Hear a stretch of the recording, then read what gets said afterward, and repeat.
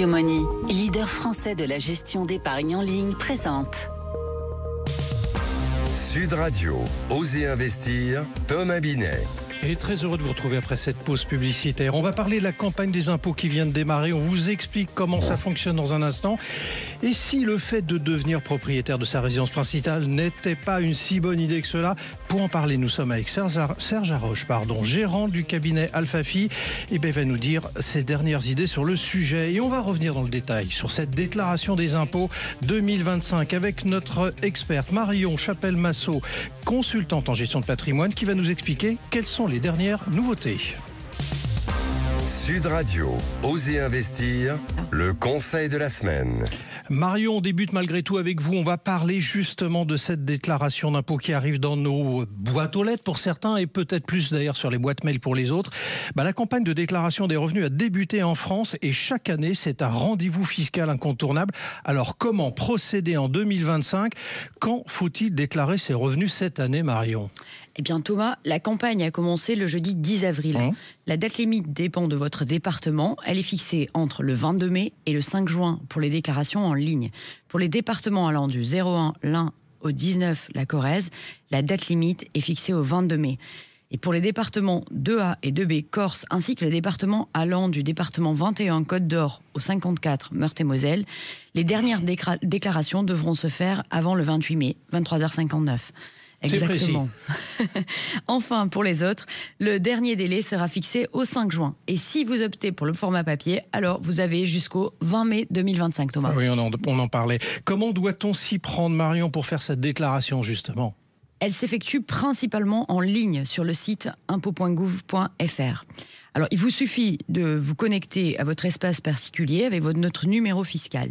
Si vous n'avez pas encore de compte, vous pouvez en créer un. Alors, la déclaration est-elle automatique pour certains contribuables ? Oui, elle l'est. Si Oui. votre situation n'a pas changé et que vos revenus sont intégralement connus de l'administration, vous pouvez bénéficier de la déclaration automatique. Vous recevrez alors un document récapitulatif. N'oubliez pas de tout bien vérifier. Et si tout est exact, vous n'avez rien à faire. Sinon, vous devrez corriger les erreurs et ou compléter les oublis, Thomas. Alors justement, que faire en cas de doute ou de difficulté, Marion, dans notre déclaration d'impôt ? Eh bien, vous pouvez contacter votre centre des finances publiques ou utiliser la messagerie sécurisée sur votre espace en ligne. Des aides sont également disponibles sur le site officiel impôt.gouv.fr. Déclarer ses revenus est une obligation, Thomas. Respectez les délais, vérifiez les informations et signalez tout changement. Autant de gestes simples pour éviter erreurs et pénalités. Alors vous restez avec nous, Marion. On vous retrouve dans quelques instants après notre invité où on reparlera justement, Marion, ensemble des nouveautés 2025 de cette déclaration. Haussmann Executive Search, leader du recrutement sur les métiers de la finance et de l'immobilier, présente Sud Radio, Osez investir, l'invité. Et nous sommes avec Serge Haroche, gérant du cabinet Alphafi. Vous êtes créé en 2007 et Alphafi donc accompagne ses clients dans la construction, la structuration et le développement de leur patrimoine. Bonjour Serge Haroche. Bonjour. Alors il y a une idée largement répandue selon laquelle il faudrait être propriétaire de sa résidence principale, mais selon vous, c'est pas une vérité absolue. Ce n'est pas une vérité absolue, ça dépend de qui et surtout quand. La vraie question, c'est quand est-ce qu'il est judicieux d'acheter sa résidence principale dans un processus de développement de son patrimoine, sachant que quel que soit le patrimoine que vous allez développer, l'objectif, c'est qu'il vous permette de vivre heureux tranquillement les plus longtemps possible, c'est-à-dire qu'il prenne le relais de votre activité professionnelle au moment où vous êtes à la retraite. Alors on imagine bien que tout dépend quand même du profil de l'acheteur. C'est exact. Encore une fois, tout dépend du timing. Un jeune qui démarre dans la vie, acheter sa résidence principale aujourd'hui avec un marché qui est plutôt baissier, signifierait que ce bien-là, il va le conserver 4, 5, 6 ans en fonction de la construction de sa famille à venir. Et que par conséquent, il y a peu de chances qu'il récupère 10 à 15% de plus-value sur son bien dans les quelques années à venir. Alors ce que vous êtes en train de dire, c'est si on est primo-accédant, pour être très concret, c'est pas forcément une bonne idée donc d'acheter sa résidence principale, au-delà du fait qu'il faut obtenir les crédits, on pourra en parler après. Donc il vaudrait mieux commencer par un investissement locatif, c'est ça ? Oui, si on en a, entre guillemets, les moyens, parce que en fonction du niveau de revenu que vous avez soit la capacité de vous loger en louant et d'investir. Si vos revenus sont plus faibles, eh bien, l'acquisition de la résidence principale permet de combiner les deux, faire un petit peu d'épargne, mais avec la priorité de se loger. Alors, en termes de profil, parce que c'est quand même ça qui est important pour ceux qui nous écoutent ce dimanche matin, est-ce qu'il y a des profils qui sont plus, orientés vers cet achat de résidence principale ou plutôt vers l'investissement locatif? Est-ce qu'il y a des profils qui ressortent, ne serait-ce qu'auprès des banques? Alors, l'évaluation d'un profil par une banque est une évaluation très rationnelle et très liée à ce qu'on appelle le taux d'endettement et le reste à vivre de l'investisseur.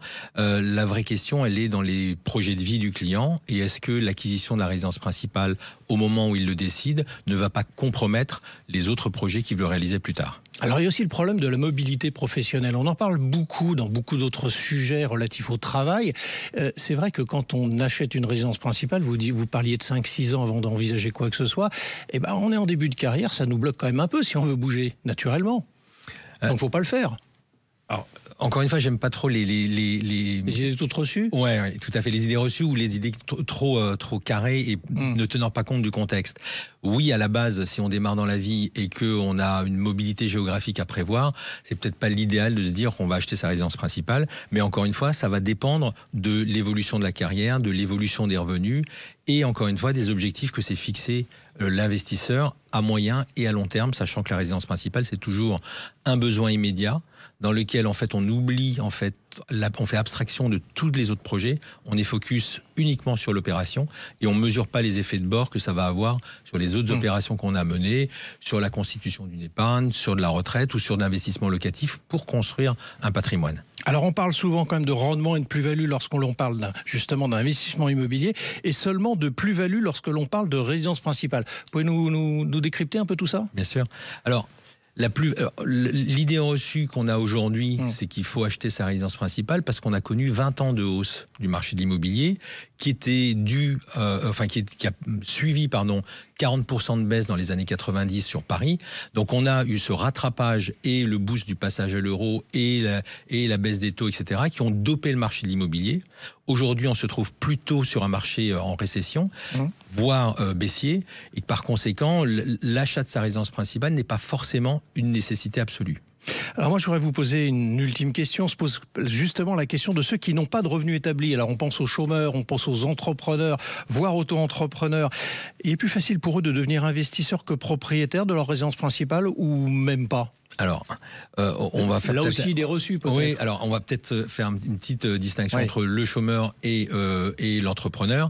Le chômeur n'a pas de revenus fixe, puisque ses droits au chômage vont s'éteindre avec le temps.